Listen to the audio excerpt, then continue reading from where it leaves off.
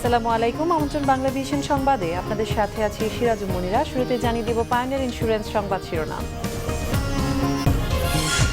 কিউবার অবিসংবাদিত বিপ্লবী নেতা Fidel Castro আর নেই, বিশ্বজুড়ে শোকের ছায়া। রাষ্ট্রপতি, প্রধানমন্ত্রী ও বিএনপি চেয়ারপারসনের শোক।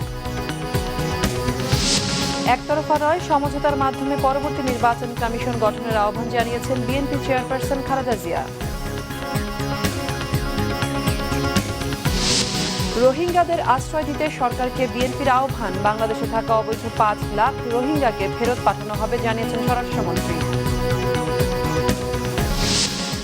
দেশের অনিষ্টকারীরা ছাড়া সব মানুষ রামপাল বিদ্যুৎ কেন্দ্রের বিরুদ্ধে। রাজধানীর মহাসমাবেশে বললেন বক্তারা। 26 জানুয়ারি ঢাকায় আধাবেলা হরতালের ডাক। এশিয়ান হকি ফেডারেশন কাপের হ্যাট্রিক শিরোপা থেকে 1 পা দূরে বাংলাদেশ। সেমিফাইনালে সিঙ্গাপুরকে উড়িয়ে দিয়েছে 8-0 গোলে।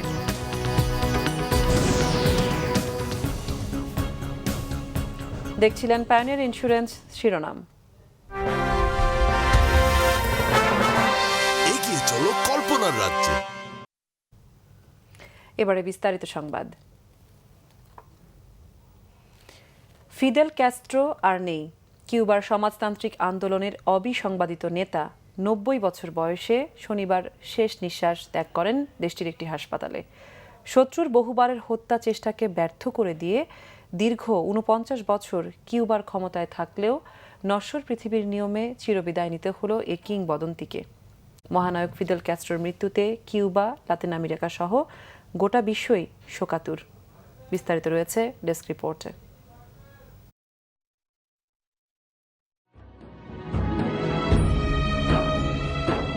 প্রতিটি সময়ের বাঁকে যিনি সংবাদের শিরোনাম হয়েছেন, সংগ্রামী জীবন আর বর্ণাঢ্য ইতিহাসে সামরিক পোশাকে আচ্ছাদিত, যাকে এক নজর দেখলেই চেনা যায়, তিনি ফিদেল ক্যাস্ট্রো।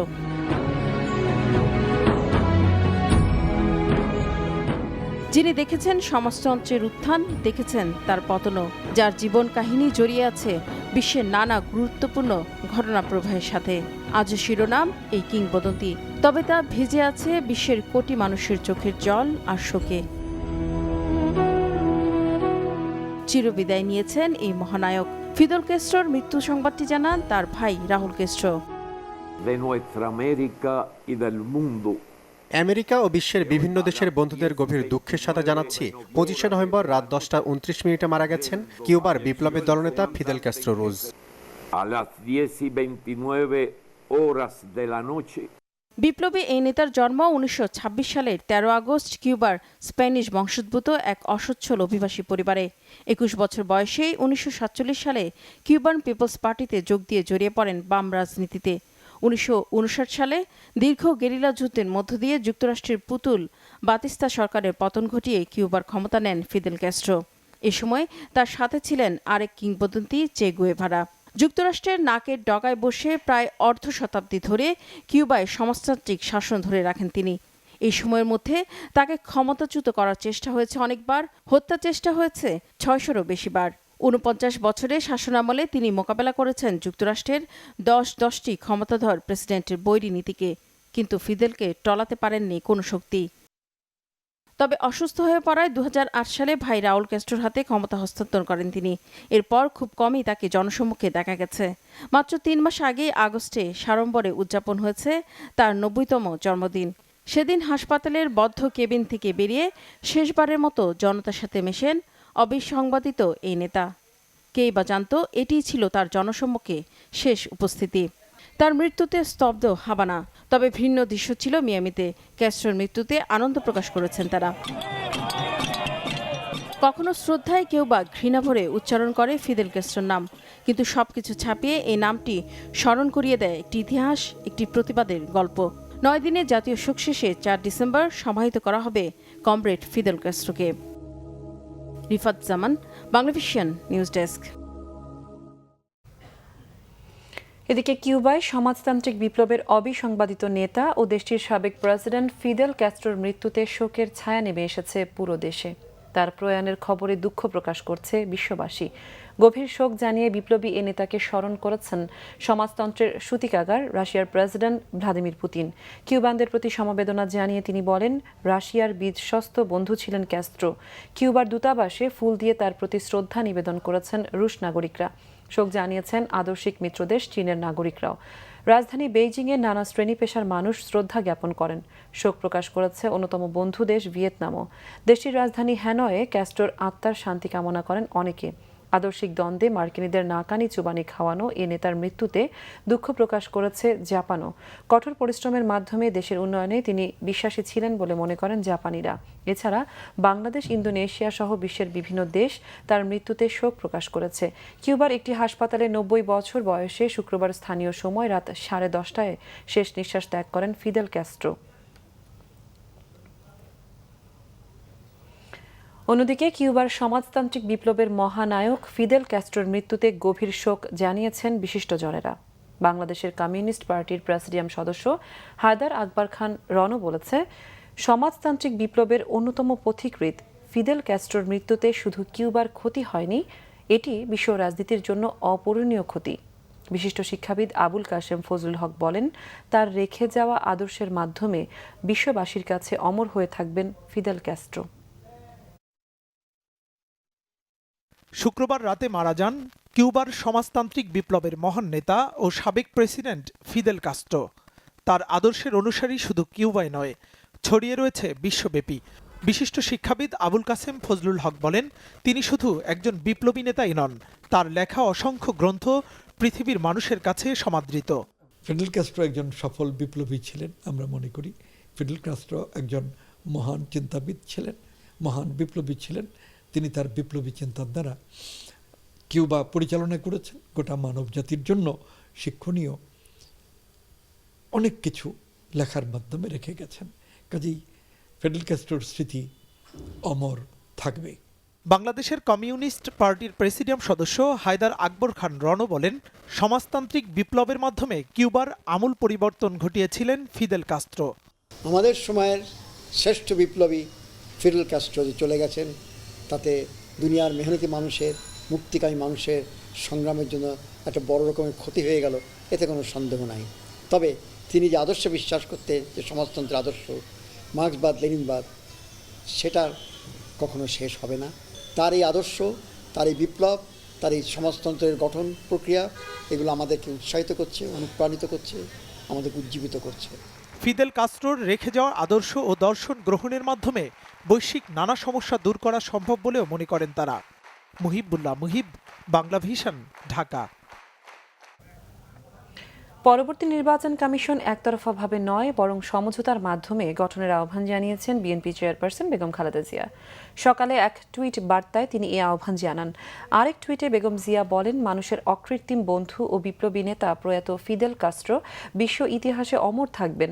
পরে বিকেলে বেগম জিয়ার টুইট বার্তা বিশ্লেষণ করে গণমাধ্যমে এক প্রেস বিজ্ঞপ্তি পাঠান দলটির প্রেস সচিব মারুফ কামাল খান। টুইট বার্তায় বেগম জিয়া আরও বলেন, ইসি করার প্রস্তাব বিএনপির একার নয়, সকলের ভোটের অধিকার রক্ষায় সমঝোতার নির্বাচন কমিশন গড়ার প্রস্তাব তুচ্ছ কোনো বিষয় নয় বলেও উল্লেখ করেন তিনি। এদিকে নির্বাচনী ব্যবস্থা যুগোপযোগী করতে 5 দফা প্রস্তাব দিয়েছেন জাতীয় পার্টির চেয়ারম্যান হুসেইন মোহাম্মদ এরশাদ। সকালে রাজধানীর একটি কমিউনিটি সেন্টারে সংবাদ সম্মেলনে এরশাদ বলেন, যে পদ্ধতিতে কমিশনারদের নিয়োগ দেওয়া হয় তাতে বিতর্কমুক্ত নির্বাচন ও কমিশন গঠন অসম্ভব। 1935 সালে ব্রিটিশ ভারতের আইন অনুসারে চলা নির্বাচনী ব্যবস্থাকে যুগোপযোগী করতে নতুন আইন প্রণয়নের প্রস্তাব দেন এরশাদ। দাবি জানান, নির্বাচন কমিশনকে আলাদা সচিবালয়ের মাধ্যমে স্বাধীন রাখার বিধান রাখার। এরশাদ বলেন, আইনে স্পষ্ট থাকতে হবে নির্বাচন কমিশনারদের যোগ্যতা ও অভিজ্ঞতার বিষয়টি। প্রচলিত পদ্ধতিতে হাজারো চেষ্টা করেও নির্বাচনকে বিতর্কমুক্ত রাখা যাবে না বলে মনে করেন সাবেক এই রাষ্ট্রপতি। নির্বাচন হচ্ছে এবং তার জন্য যে পদ্ধতি নির্বাচন কমিশন নিয়োগ করা হয়, তাতে বিতর্কমুক্ত নির্বাচন হওয়া বা বিতর্কমুক্ত নির্বাচন কমিশন গঠন করা অসম্ভব হয়ে দাঁড়িয়েছে। সংবিধান অনুসারে প্রধান নির্বাচন কমিশনার ও নির্বাচন কমিশনের গঠন নিয়োগ সংক্রান্ত একটি আইনি কাঠামো প্রণয়ন করতে হবে।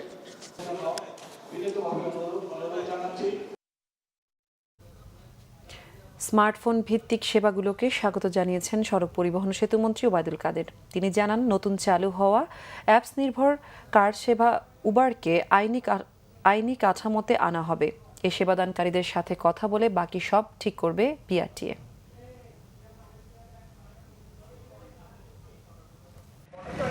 রাজধানীর বনানীতে সড়ক নিরাপত্তা বিষয়ক একটি ক্যাম্পেইনে প্রধান অতিথি ছিলেন সড়ক পরিবহন ও সেতুমন্ত্রী ওবায়দুল কাদের। এ সময় তিনি বলেন, পরিবহন খাতকে শৃঙ্খলাবদ্ধ করতেই উবারকে নিয়মের মধ্যে রাখা হবে।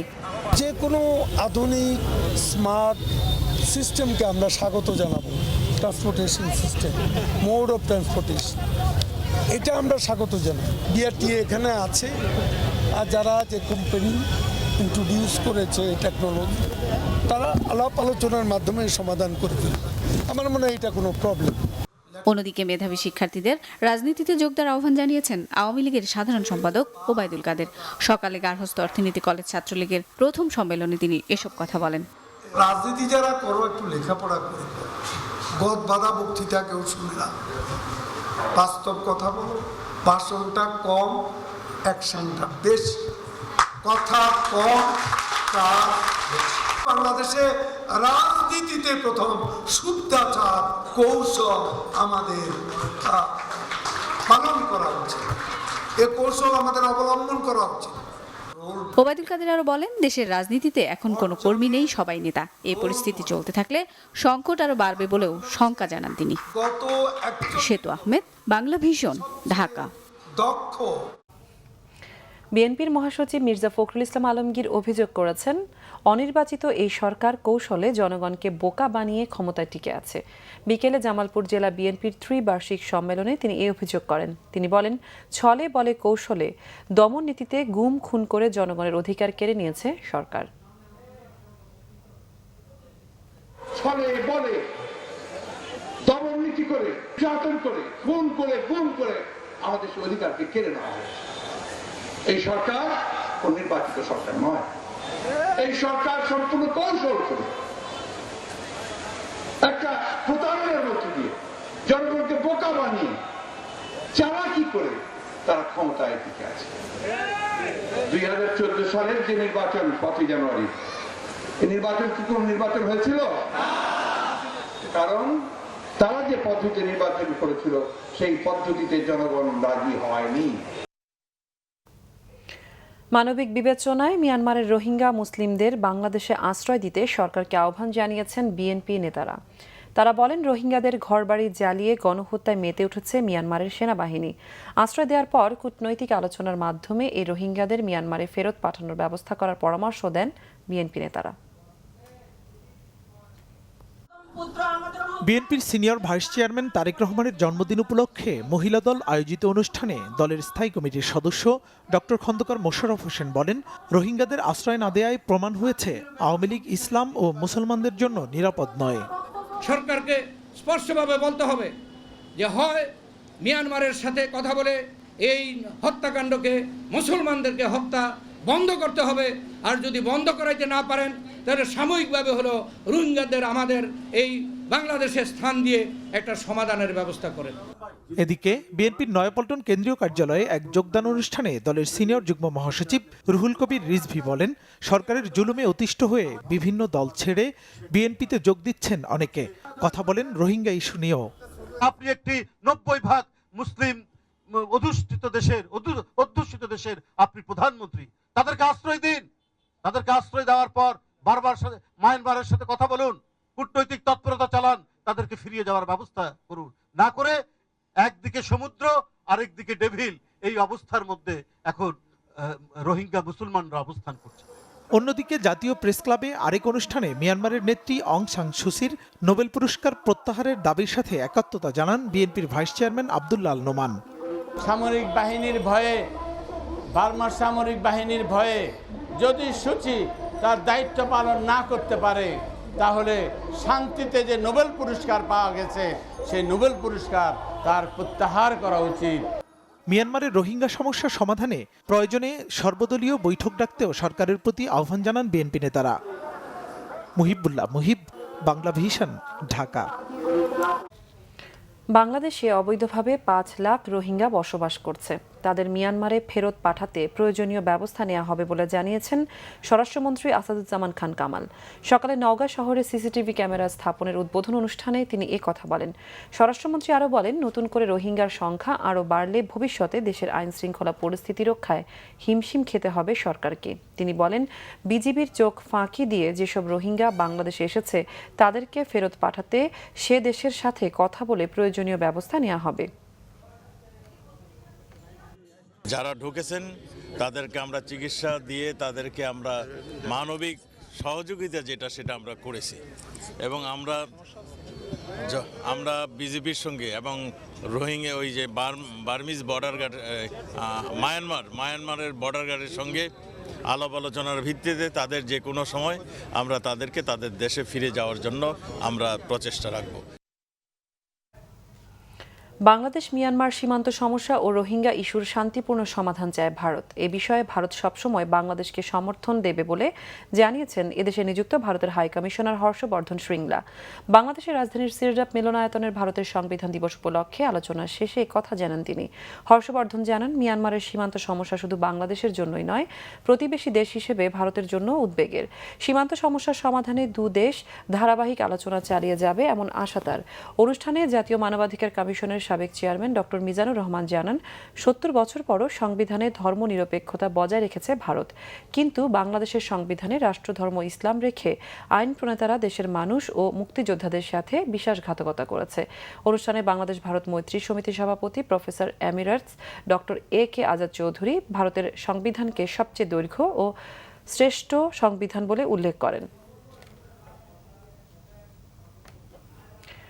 দেশের অনিষ্টকারী বিদেশের টাকা পাচারকারীরা ছাড়া সব মানুষ রামপালে কয়লাভিত্তিক বিদ্যুৎ কেন্দ্রের বিরুদ্ধে।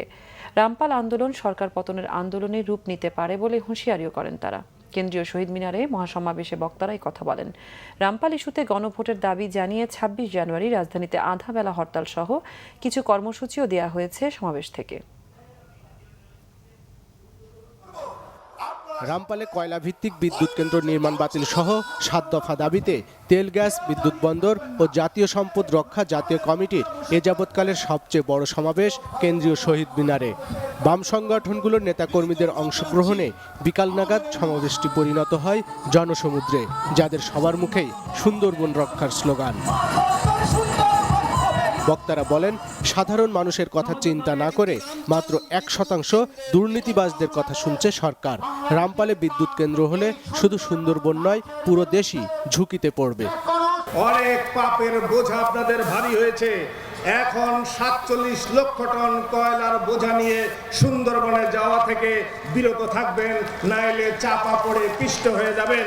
যাদের মধ্যে বিন্দু মাত্র দেশপ্রেম নেই, যারা এদেশের সম্পদ বিদেশে পাচার করে, সেই 1% এই কাজটা করছে, তার বিপক্ষে এদেশের ৯৯ জন মানুষ দাঁড়িয়ে আছে।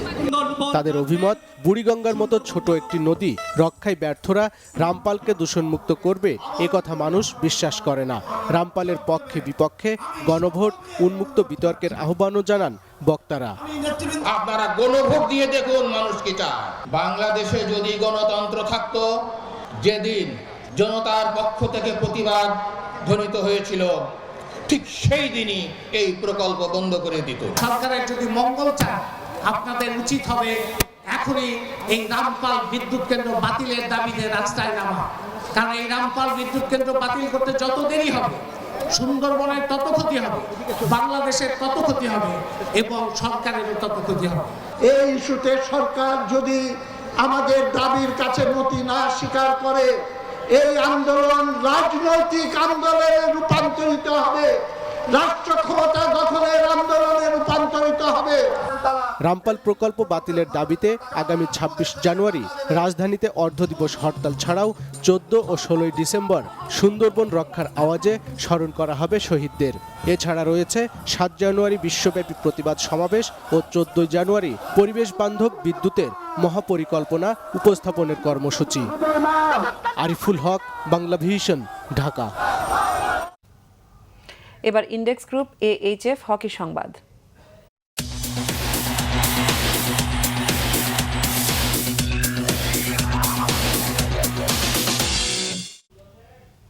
AHF কাপ হকিতে সিঙ্গাপুরকে হারিয়ে ফাইনালে উঠেছে বর্তমান চ্যাম্পিয়ন বাংলাদেশ। বৃষ্টিবিঘ্নিত সেমিফাইনালে সিঙ্গাপুরকে ৮-০ গোলে উড়িয়ে দেয় জিমি চয়ন আশরাফুলরা। ম্যাচে জোড়া গোল করেন penalty corner specialist Ashraful Islam. শিরোপা ধরে রাখার মিশনে রোববারই ফাইনালে নামবে বাংলাদেশ। হংকং থেকে মানিক মাহমুদের রিপোর্ট।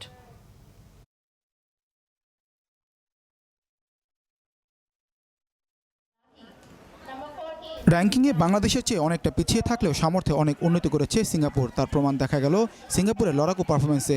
বাংলাদেশের পেনাল্টি কর্নার আটকানোর হোমওয়ার্কটা ভালোই করেছে তারা। অবশ্য সেখানে ব্যর্থতা আছে পিসি স্পেশালিস্ট চয়ন আশরাফুলদের। ১৯ মিনিটের মধ্যে 4টি পিসি পেয়েও তা থেকে গোল করতে পারেনি বাংলাদেশ। যদিও চয়ন আশরাফুলদের ব্যর্থতায় কৃতিত্ব দিতে হবে সিঙ্গাপুরকে। অঝোর বৃষ্টিতে চলতে থাকা খেলায় অচল অবস্থা ভাঙেন মিলন। ২৬ মিনিটে জটলা থেকে তার গোলে এগিয়ে যায় বাংলাদেশ। ভারী বর্ষণে টার্ফে অতিরিক্ত পানি জমায় খেলা বন্ধ থাকে মিনিট ১৫। আবারও খেলা শুরু হলে রোমানের গোলে প্রথমার্ধে ২-০তে লিড নেয় লাল সবুজরা। বিরতির পর আরও আক্রমণাত্মক জিমির দল। অধিনায়ক নিজে ব্যবধান বাড়ানোর পর জালে নিশানা ভেদ করেন চয়ন কৃষ্ণরা। ছন্দে ফেরেন মিমো। জোড়া গোল করেন আগের ম্যাচের হ্যাটট্রিকম্যান আশরাফুল। বাংলাদেশের জয় ৮-০-তে। এক ম্যাচে গোল পেয়েছেন ৭ জন। ফাইনালের আগে প্রস্তুতির সুযোগ না পেলেও এই ম্যাচের এই প্রাপ্তি বাড়িয়ে দিয়েছে জিমিদের আত্মবিশ্বাস। বৃষ্টিবিঘ্নিত ম্যাচে শুরুতে কিছুটা অগোছালো খেললেও শেষ পর্যন্ত ফেভারিটের মতো খেলেই ম্যাচে জিতে নিল বাংলাদেশ। উঠে গেল ফাইনালে। হ্যাটট্রিক শিরোপা জয় আর এশিয়া কাপে যোগ্যতা অর্জনের জন্য এখন শিরোপায় চোখ জিমি আশরাফুলদের। Manik Mahmud, Bangla vision, Kings Park hockey ground, Hong Kong. নিচ্ছি সিভিসি টাইলস সংবাদ বিরতি। সাথেই থাকুন, ফিরে এসে যা থাকছে। সিলেটের ছাত্রলীগ নেতা বদরুলের হামলায় আহত খাদিজা এখন সুস্থ। ফিজিওথেরাপির জন্য পাঠানো হচ্ছে সাভারের সিআরপিতে। বাছাইয়ের প্রথম দিনে নারায়ণগঞ্জ সিটি নির্বাচনে এক নারীসহ 10 ওয়ার্ড কাউন্সিলর প্রার্থীর মনোনয়নপত্র বাতিল।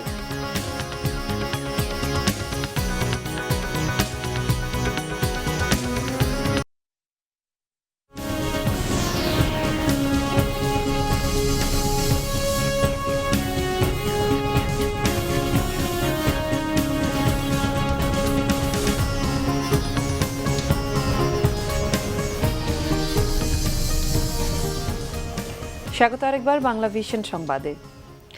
সিলেটের সাবেক ছাত্রলীগ নেতা বদরুলের হামলায় আহত খাদিজা বেগম নার্গিস এখন সুস্থ।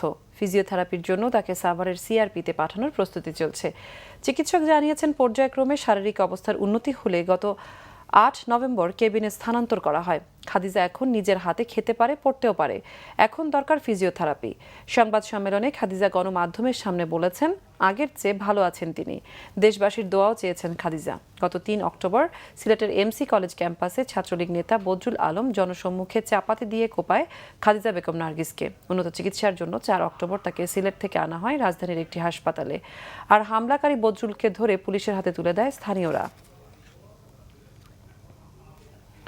বাছাইয়ের প্রথম দিনে নারায়ণগঞ্জ সিটি নির্বাচনে 10 ওয়ার্ড কাউন্সিলর প্রার্থীর মনোনয়নপত্র বাতিল হয়েছে।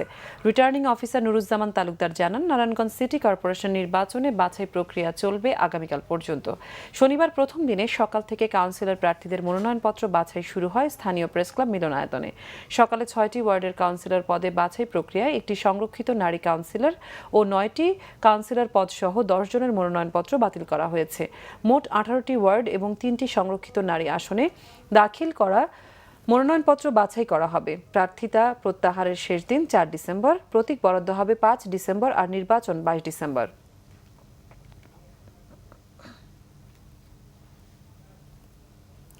পুলিশি হয়রানি বন্ধ সহ 9 দফা দাবিতে চট্টগ্রামের সব রুটে 29 নভেম্বর থেকে 30 নভেম্বর সকাল 6টা পর্যন্ত পরিবহন ধর্মঘটের ডাক দিয়েছে বাংলাদেশ সড়ক পরিবহন শ্রমিক ফেডারেশন। সকালে চট্টগ্রাম প্রেস ক্লাবে আয়োজিত সংবাদ সম্মেলনে ধর্মঘটের ডাক দেন সংগঠনের নেতারা। এ সময় তারা বলেন, চট্টগ্রামে বাস, ট্রাক ও প্রাইম মুভার ট্রেলরের জন্য টার্মিনাল নির্মাণ, অটোরিকশা ও টেম্পোর জন্য পার্কিং স্পট নির্ধারণ, পুলিশি হয়রানি বন্ধ সহ বিভিন্ন দাবি দাওয়া তুলে ধরা হলেও প্রশাসন তাতে কর্ণপাত না করায় বাধ্য হয়ে তারা ধর্মঘটের ডাক দিয়েছে। আবারও নিচ্ছি সিভিসি টাইলস সংবাদ বিরতি। সাথেই থাকুন, ফিরে এসে যা থাকছে। পাকিস্তানের ঘালানাইতে আধা সামরিক বাহিনীর সদর দপ্তরে জঙ্গিদের সঙ্গে সংঘর্ষে নিহত 6, আহত 14 জন। বিপিএলে আবারও হারল কুমিল্লা ভিক্টোরিয়ান্স, পঞ্চম জয়, দ্বিতীয় স্থানে উঠল ঢাকা ডায়নামাইটস।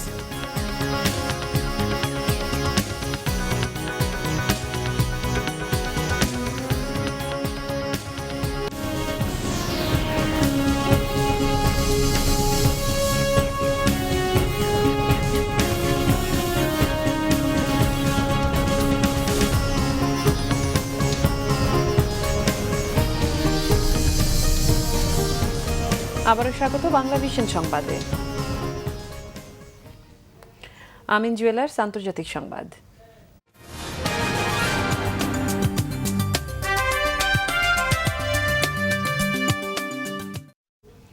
পাকিস্তানের ঘালানাইতে মোহাম্মদ এজেন্সিতে রাইফেলস সদর দপ্তরের একটি ক্যাম্পে জামায়াতুল মুজাহিদিন জঙ্গিরা আত্মঘাতী হামলা চালাতে গেলে নিরাপত্তা বাহিনীর সংঘর্ষ হয়। এতে 4 জঙ্গি সহ মোট 6 জন নিহত হয়েছে, আহত হয়েছে কমপক্ষে 14 জন। শনিবার সকালে আফগানিস্তানের সীমান্ত ঘেঁষা মোহাম্মদ এজেন্সিতে রাইফেলসের একটি ক্যাম্পে একটি মসজিদে হামলা চালায় জঙ্গিরা। এ সময় পাল্টা হামলা করে নিরাপত্তা বাহিনী। এতে সীমান্তরক্ষী বাহিনীর 2 সদস্য ও আত্মঘাতী হামলাকারী 4 জঙ্গি নিহত হয়। হামলার পরপর দায় স্বীকার করে বিবৃতি দিয়েছে জামায়াতুল মুজাহিদিন। এই ঘটনার জেরে নিরাপত্তা জোরদারে কারফিউ জারি করা হয়েছে উপজাতি অধ্যুষিত মোহাম্মদ এজেন্সিতে। 2014 সালে পাকিস্তানের উত্তর পশ্চিমাঞ্চলীয় এলাকায় জঙ্গি নিধনে জারব-ই-আজব নামে অভিযান চালায় দেশটির সেনারা। এতে নিরাপত্তা ব্যবস্থার অনেক উন্নতি হলেও মাঝে মাঝে হামলা হচ্ছে সেখানে। সংবাদ শেষ করব, যাবার আগে পায়োনিয়ার ইন্স্যুরেন্স সংবাদ শিরোনামগুলো আরেকবার জানিয়ে যাব। কিউবার অবিসংবাদিত বিপ্লবী নেতা ফিদেল কাস্ট্রো আর নেই, বিশ্বজুড়ে শোকের ছায়া, রাষ্ট্রপতি, প্রধানমন্ত্রী ও বিএনপি চেয়ারপারসনের শোক। একতরফা নয়, সমঝোতার মাধ্যমে পরবর্তী নির্বাচন কমিশন গঠনের আহ্বান জানিয়েছেন বিএনপি চেয়ারপারসন বেগম খালেদা জিয়া। রোহিঙ্গাদের আশ্রয় দিতে সরকারকে বিএনপির আহ্বান, বাংলাদেশে থাকা অবৈধ 5 লাখ রোহিঙ্গাকে ফেরত পাঠানো হবে জানিয়েছেন স্বরাষ্ট্রমন্ত্রী। দেশের অনিষ্টকারীরা ছাড়া সব মানুষ রামপাল বিদ্যুৎ কেন্দ্রের বিরুদ্ধে, রাজধানীর মহাসমাবেশে বললেন বক্তারা। 26 জানুয়ারি ঢাকায় আধাবেলা হরতালের ডাক। এশিয়ান হকি ফেডারেশন কাপের হ্যাট্রিক শিরোপা থেকে 1 পা দূরে বাংলাদেশ, সেমিফাইনালে সিঙ্গাপুরকে উড়িয়ে দিয়েছে 8-0 গোলে।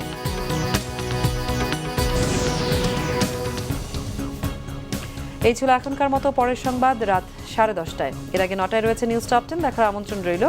এছাড়া দেশ বিদেশের সবশেষ সংবাদ সবার আগে জানতে আপনার গ্রামীণ ফোন, বাংলালিংক ও এয়ারটেল থেকে ডায়াল করতে পারেন 1616 এই নম্বরে। এতক্ষণ সঙ্গে থাকা ধন্যবাদ সবাইকে।